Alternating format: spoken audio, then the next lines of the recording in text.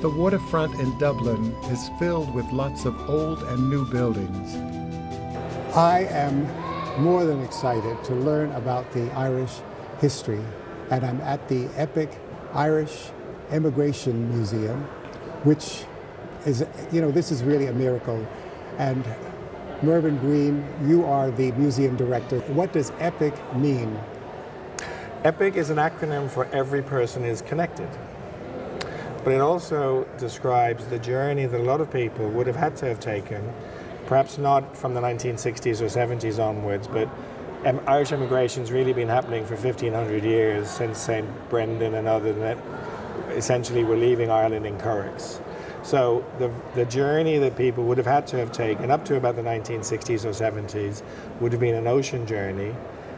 In the 1600s would have been weeks to get to America, Australia, South Africa, New Zealand, Canada, wherever, or even days to get to the United Kingdom, so you're everywhere, etc. So the Irish are everywhere, yes. In fact, the stats we have is we have a country that has roughly 6 million people today. More than 10 million people emigrated from Ireland over the last 1,000 years or so.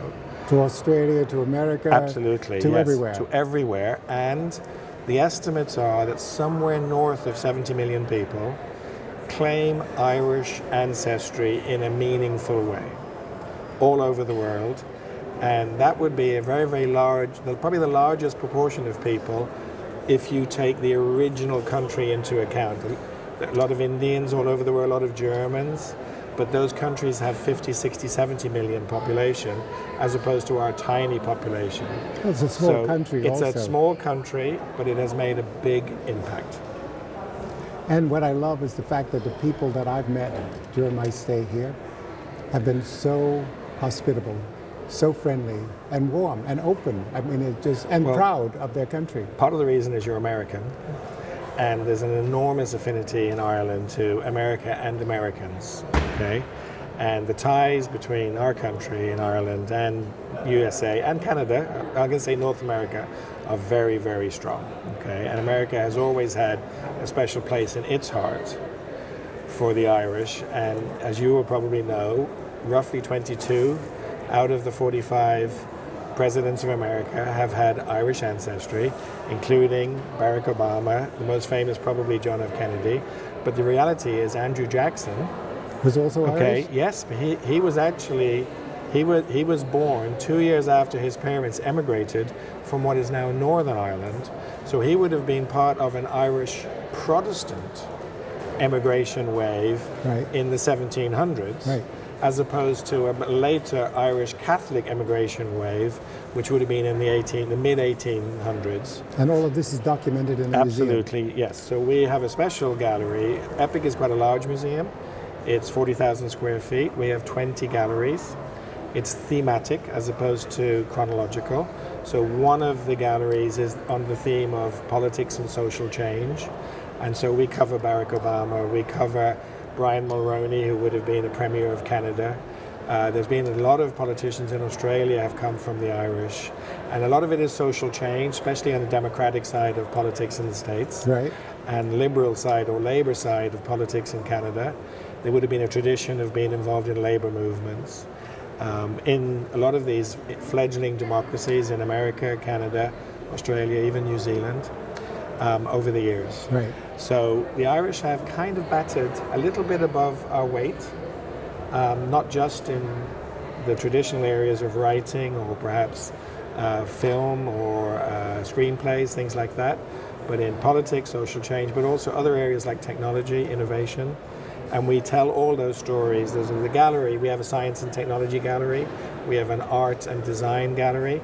So when visitors come, they can learn all about the Irish impact. And it's also interactive. It's very interactive. Neville Isdell, who is the founder of the museum, who's actually a very strong American connection. He was the chairman and CEO of Coca-Cola between 2004, 2009. A massive achievement for an Irishman, if you think about it. Yes. Probably the biggest brand in the world. Certainly a product sold in more countries in the world than any other, he says. And who would doubt that? It's everywhere. It's everywhere, exactly. And iconic. Everyone recognizes Coca-Cola. And that's a very big achievement for an Irishman. But of course, he never forgot, even though he emigrated from Ireland when he was 10, he never forgot his Irish roots. And those who come and see Epic will see what he's managed to do. Obviously, as his younger brother, I'm the guy on the spot here in Ireland, but there's been a massive team here. The team that designed the Titanic Museum up in Belfast. We also involved them in the design here. And we used technology because we wanted to be different, we wanted to be innovative, and we wanted to be able to easily keep up to date. So even though we talk about people from 1500 years ago, we also talk about people today. So Saoirse Ronan, who's now got 3 Oscar nominations, and the most recent movie was Brooklyn, the story of an Irish girl emigrating to America and living in Brooklyn. She got an Oscar nomination for that, I believe. Room, the lady called Emma Donoghue, won an Oscar for her screenplay for a movie called Room, for example, Irish lady who emigrated to the UK. So those stories, and these are ladies in their 20s and 30s or 40s. Also, Michael Fassbender has now become one of the iconic actors of his generation, I think. So the Irish are still making waves all over the world. Absolutely, and it's a wonderful thing. Yes, and there's an important thing, and this is where Neville never forgot he was Irish, and there's something about being Irish that people hang on to. It's not a bad nationalism, it's a pride nationalism. But if you talk to people in America, they'll say, I'm part Irish or I'm Irish American. Right. Especially in New York, Boston, Chicago. Oh, absolutely. Where there's an enormous influence there. Absolutely. Okay. And generally an influence for good, you know. Irish are seen as being liberal, being progressive, being involved in firefighting, being involved in policing, in the justice, the legal profession, judges, etc. And of course the labour movement, which is where a lot of Irish politicians would have cut their teeth. You're very welcome to Epic the Irish Emigration Museum in the heart of the CHQ building in Dublin's Docklands. My name's Colin and I'm very glad to have you down here in the first gallery of Epic the Irish Emigration Museum, where we tell the story of the Irish diaspora, a 75 million strong community of people around the world that share Irish connections, whether it be far or whether it be very close.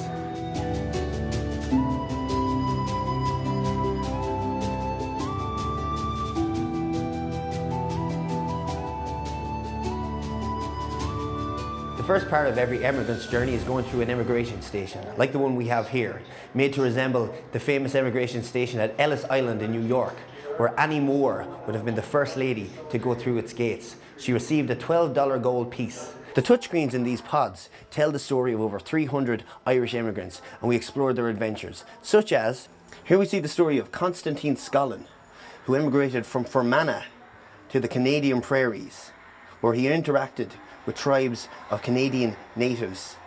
The night before leaving, they're bidding goodbye. It's early next morning, their hearts give a sigh. They do kiss their mothers and then they do say, "Fare thee well, dearest father, we must now go away." That's a line from the traditional Irish ballad, Thousands Are Sailing, which tells the story of the droves of people leaving from the ports around Ireland off to their new lives. Here we talk about hunger, work and community, 3 of the most important factors that drove people from the land and disperse them around the world.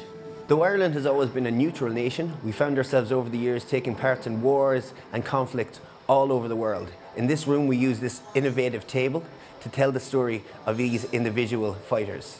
Take for example, Spitfire Paddy, who fought against the Nazis in World War II. Brendan Finucane, or Spitfire Paddy as he was known, flew against the Nazis in World War II and gained the reputation as the terror of the Nazis. Dubliner Brendan Finucane painted a green shamrock on the cockpit of his Spitfire plane. His fame flew to the USA, where his photo appeared on the front page of newspapers with the headlines, "Flying Shamrock, Terror of the Nazis." Leaving Ireland means building a new life elsewhere. Irish people have settled in all regions and have made their impact in all areas of life, from sports to politics to art. Here in the influence section, we examine those themes. Katie Casey went to all the games. She knew the players by their first names. Katie Casey may be a fictional Irish immigrant, but her presence in the song Take Me Out to the Ball Game shines a light on Irish participation in sporting franchises all over America. As you can see beside me, we got the New York GAA jersey. That celebrates the connection between New York and the only Irish football final to be ever played outside of Ireland. In the Polo Grounds, New York City, Sunday 14th of September 1947, Cavan took on Kerry. In this room we highlight Irish involvement in the political landscape around the world. Would you believe that 22 American presidents claim Irish descent, including George Washington, John F. Kennedy and of course Barack Obama. The paternal grandmother of Barack Obama, Falmouth Carney, emigrated from Dublin in 1850 and made her way to New York. Irish sweat built our great cities. Our spirit is eternally refreshed by Irish story and Irish song. So you could say there's always been a little green behind the red, white, and blue. It was in 2011, during a state visit, that Obama visited the birthplace of his great-great-great-grandmother, a small town on the border of Tipperary and Offaly called Moneygall. Here a local photographer snapped him taking a big gulp of a pint of Guinness, and he looked like he really enjoyed it. The building was originally a custom house. Yes, this is what's essentially is a bonded warehouse. It's a very important building in its own right. It was designed about 1815, just at the end of the Napoleonic Wars. John Rennie is the designer. He was Scottish, but he had a lot of commissions here in Ireland. At the time, it was the biggest single floor plate, they call it, in the British Isles. And you may be able to see in some of the film here, there's an amazing roof here which is made of cast iron, and that cast iron was a new invention, so to speak, from the Midlands in England, where the cast iron had essentially increased tensile strength. So you could build bigger buildings. You could and make the span larger. Here between the pillars on either side of what are 4 galleries here is just over 32 feet, and at the time that would have been a world record. And you have beauty, you have cost effectiveness, and you have the ability to scale. So this is the most important industrial building in Ireland. It's a protected structure. The roof is magnificent and is worth coming for a visit if you're interested in architecture or conservation. And what would have been up here where we're sitting at the moment would have been bales of tobacco from America. It would have been stored here, and then underground where the museum is now, we have these brick and stone vaults. There are essentially 8 vaults in the building. The building is essentially 2.5 acres in size, okay? 200,000 square feet on roughly 2 floors. Wow. The size of 2 football pitches, just to put it into sporting context. So it's an enormous, enormous building. And a significant part of the underground element, the vaulted element, is where we have Epic now. And what would have been stored down there is wine, champagne, port, whiskey, where there was a customs tax to pay. Right. Up here would have been tobacco, mainly. And in fact, it was called the tobacco store in the early 1800s because that was what it was mainly used for, as well as the spirits in the vaults. The vaults are amazing. You could probably not build them today. The engineering and the technology has disappeared. This is in days before electricity, where you had candle or gas light, and the temperature in each vault was essentially maintained over a 12-month period between roughly 12 to 13 degrees and roughly 15 to 16 degrees. Right. So in winter it went down a little bit, and in summer it went up a little bit. But the stone insulated and used effectively was a heat sink, they call it. Summer. I would think that it would be cooler because of the stones. Sorry, yes, so I'm talking centigrade, so in fact let me translate that into Fahrenheit. It would have been roughly between 55 and 60 degrees at all times. And of course that's an ideal temperature for wine and for spirits to be stored. Right. They don't go off and they can be left for ages. So this was a hub. The Dublin port would have been centered on this building, and there's a magnificent building just down the river called the Customs House, which in my opinion is the most beautiful building in Dublin, built by James Gandon in 1791.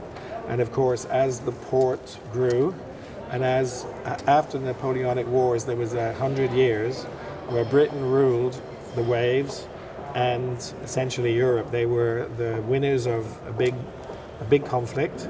And between 1815, roughly, when an Irishman led Arthur Wellesley, the Duke of Wellington, is born in Dublin. And so an Irishman led the British forces at the Battle of Waterloo and defeated Napoleon to end that conflict. And then you had roughly 100 years of prosperity when there wasn't any significant war that Britain or Ireland were involved in. There were some skirmishes going on in the continent, German reunification, Italian reunification, but until 1914 there was not any big conflict. There was the Boer War in the 1900s, but that only involved an expeditionary force to South Africa, as opposed to fighting on the continent of Europe or perhaps in Britain or Ireland. So taxes flowed. Dublin became the second city of empire after London. It was a magnificent city, got rebuilt, Georgian buildings all over the place, many of which have been preserved.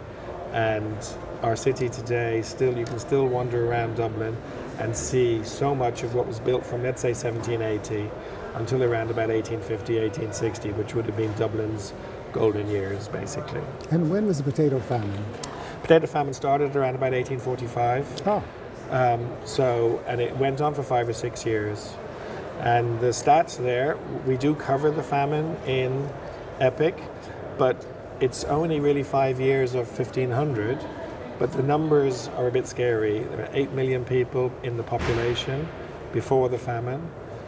2 million emigrated over the next 10 years, and at least 1 million died of starvation.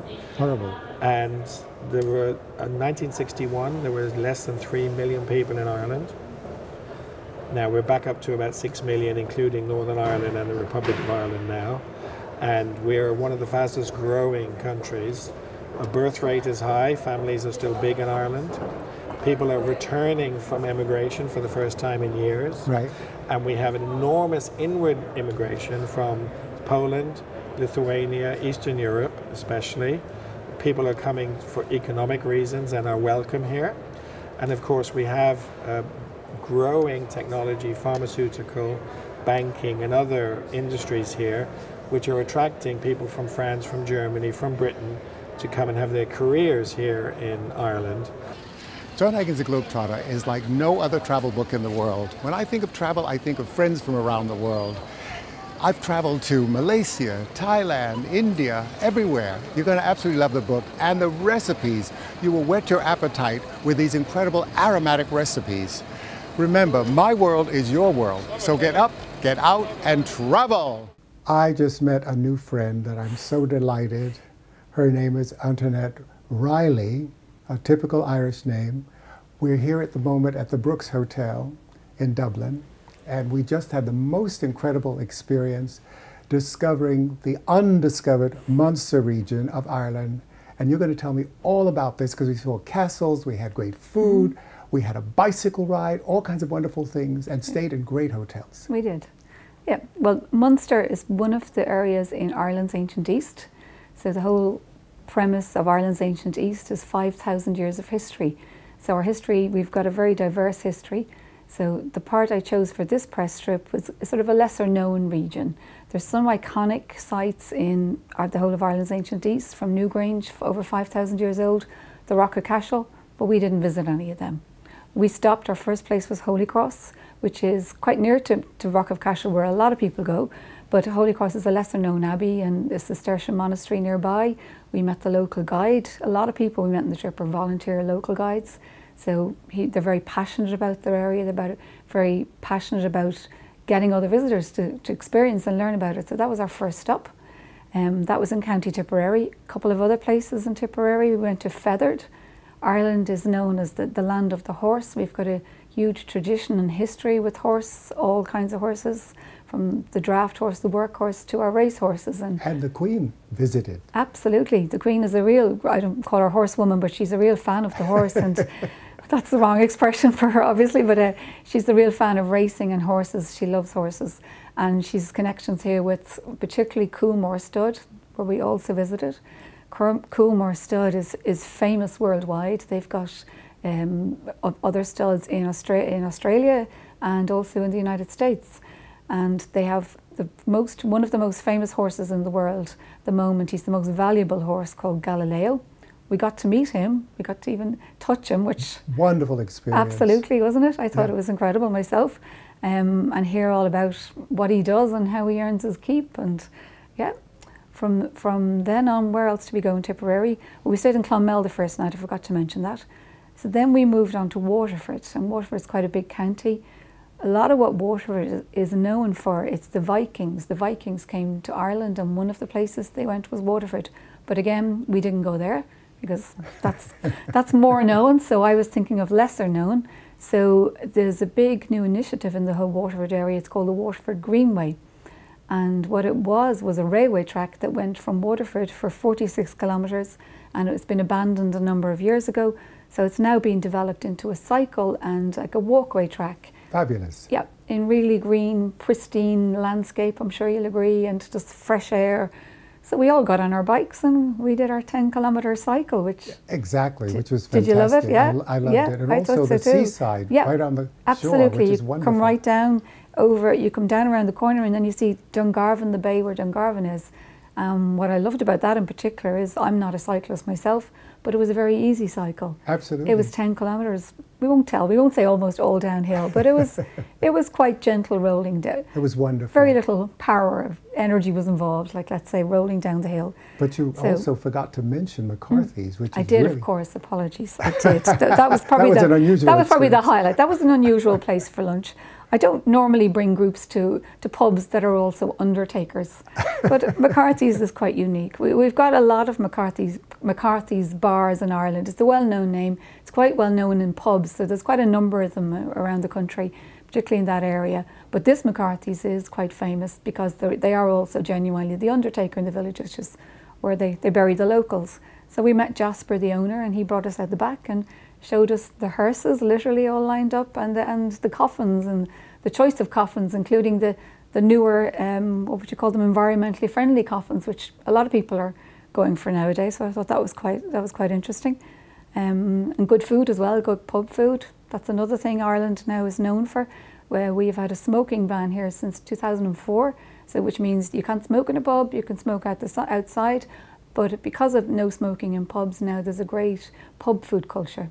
And Irish pub food is getting a really good reputation, along with, of course, Irish food, which also played quite a strong part in our trip, I think, as well. You'd experienced quite a range of dining options. A lot of what we ate was locally produced. Farm to table. We say farm to fork, which is also, to be careful. Yeah, absolutely. And all very proud of the local artisan producers of, between meat and fish and cheese.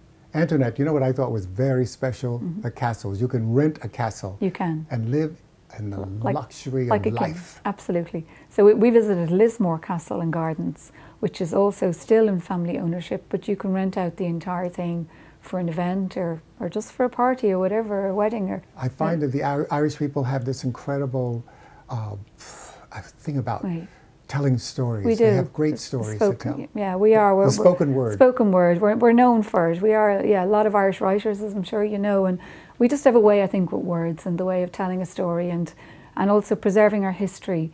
You can look at a website, you can do your research, you can read travel books, which are great, but nothing beats actually being there yourself and meeting and just this chance encounter or what we say, the bit of crack. We explain that, not like crack, like you might know, it's an Irish word. C-R-A-I-C, and it means music and song and dance and speech and all sorts of things to us. So you have a lot of crack with locals and a lot of, And tell me about the limerick. The word limerick? Yeah. That's a rhyme with 5 phrases, and it's usually kind of a jokey. It's quite traditional. I'm not great at limericks or poetries, but there's a format to it, a formula. It's 5 lines, and it is a pun, like at the end of it. There's usually a pun. In Dublin now, where we're at the moment, is that so much construction. Yes. There's so much money being invested in the city. There and is. This is this is the capital. This is the capital, yeah. And it's a bustling town. It is, yeah. And it's just amazing. And the river runs right through the middle of That's it. right. And it's just fantastic. Yeah. So many things to see. There is very diversity. When we arrived today, we came through the tunnel from the airport to the port tunnel, and you come up the quays, a bit like the Vikings years ago would have sailed up. So that whole area of Dublin is now the Docklands. It's there quite a while now, but in the last 10 years it's been really developed extensively. We have a lot of big companies, multinationals. We've also banks. It's the International Irish Financial Services Centre. A lot of top banks are there. Other big companies, Google, Facebook, they're all nearby. Our convention centre, that was quite a few years in the offing, but it's there up and running now a number of years. New hotels. It's a great vibrant area. Food is a big thing for us now, and in Fáilte Ireland we have a food strategy from this year 2018 to 2023 to change basically the whole perception of Irish food, how we perceive our food and how visitors perceive it, and how it's, you know, to place it as a strong reason to come to visit Ireland as well, to be a food nation. You have Michelin star We do. chefs. We've quite a few Michelin star. We have a few in Dublin and we have a few around the country. In fact, where we stayed the other night, the Cliff House in Ardmore, they have a Michelin star. Well, I thank you so much sharing this, but you're my new friend. The waterfront also has a collection of famine statues that stand in the harbour.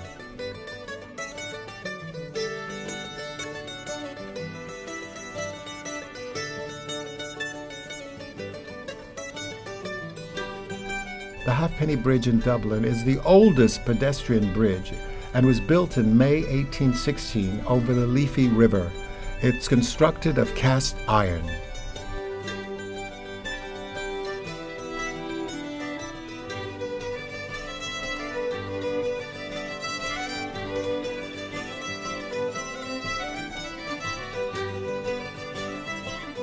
You know, while you're in Dublin, don't forget to visit the Temple Bar for a pint of Guinness.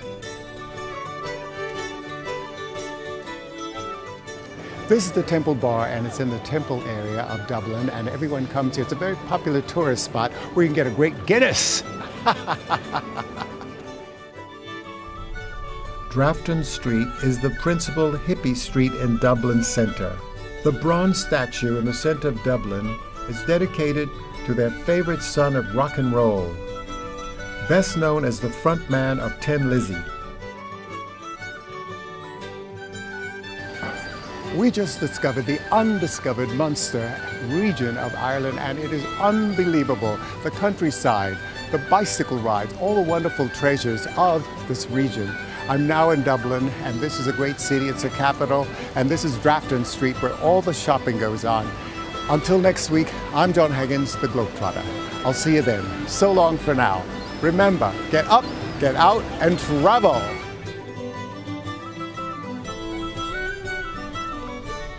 I hope you enjoyed Ireland as much as I did.